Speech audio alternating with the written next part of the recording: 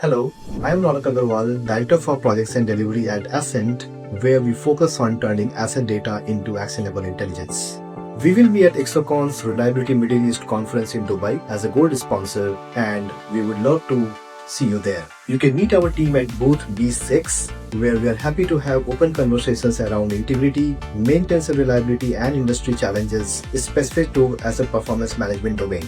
In asset-intensive industries such as oil and gas, chemicals, metals and mining, we all face the same reality and challenges, that is, increasing data silos, critical assets not getting the proper attention, increasing maintenance and inspection cost, and a huge volume of data.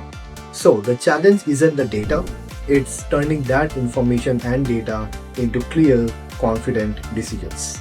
If mechanical integrity and reliability business function is important to your operations, come meet us at booth B6.